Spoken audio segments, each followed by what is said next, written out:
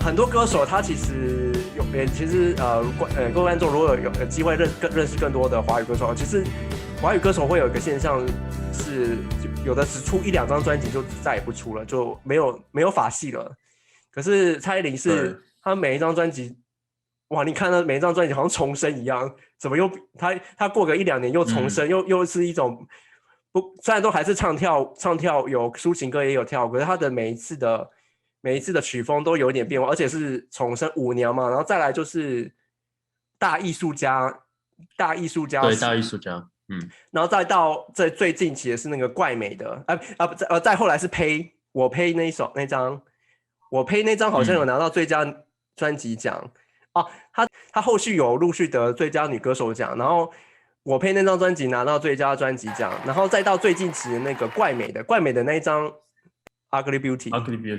哦，对，这张他又拿到了最佳专辑奖，所以他总共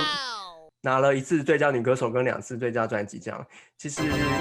我觉得怪美的这张又更包含更多的元素，就是他完全做自己，就是你在那张专辑看得出来说，很多人会比如说女明星吧，她很注重自己的身材，然后就是都会用一些很可怕的一些减肥方式，都不吃不喝，然后只喝水啊，或者说青菜都就是用水煮完全没有味道的那种食物去减肥。然后那很多人说还有或者说芭蕾舞者啊，它里面那个MV你也看得出来，那个芭蕾舞者就是一定要很瘦很胖的话就会被人家攻击被人家嘲笑，就是然后他就在 MV 里说我何必去在意人家我的身材，我要跳芭蕾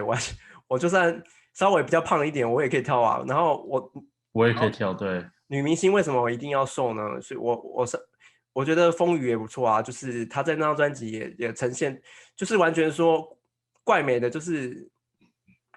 别人觉得很怪，可是你只要觉得自己美就好了，所以其实不用太在意自己美就好，不用在意别人眼光。对对，其实他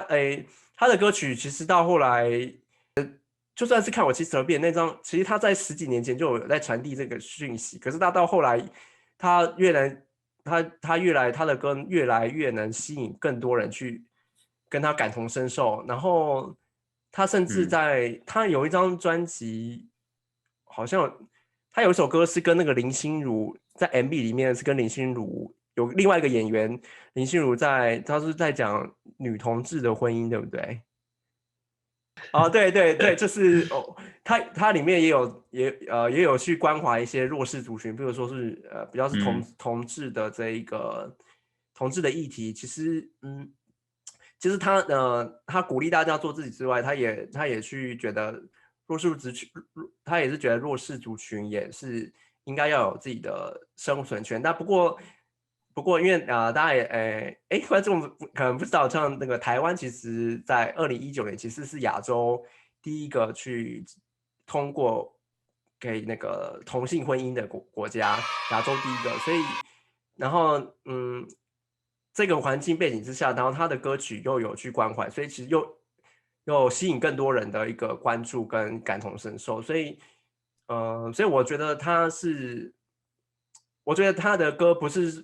只是说你无聊的时候可以听一下，而是说他的歌是完全影响了这一辈的人，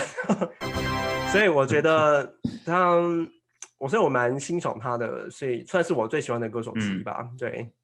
会不会观众会听得很吃力？我刚刚那一段好像讲了起码一路讲了6、7分钟，完全没断句。有一些心灵鸡汤。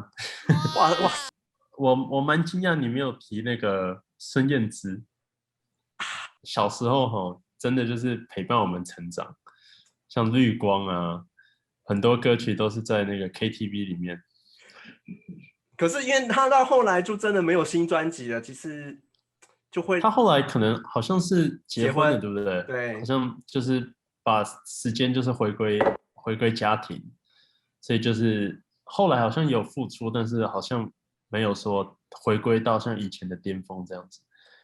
因为像林俊杰跟这个林俊杰啊，还有那个蔡依林周杰伦啊，周杰伦其实后来近期也比较没有出新的，可是像林俊杰跟蔡依林，他是一直推陈出新，他一直有新的作品出来。但他是好像他今年去年吧年底不是出了一首歌，跟那个五月天的那个主唱阿信嘛哦，一起唱的。对，那首歌我记得好像有很大的那个支持度。对，好，我觉得你记得那首歌叫什么吗？我都忘记了。我觉得我后置的时候要重新查一下。没事。好，那你最喜欢哪个华语歌手呢？现在轮到你在留言区分享咯。最后别忘了按赞、订阅、分享、开启小铃铛。If you like this video, let's click like button, share and subscribe.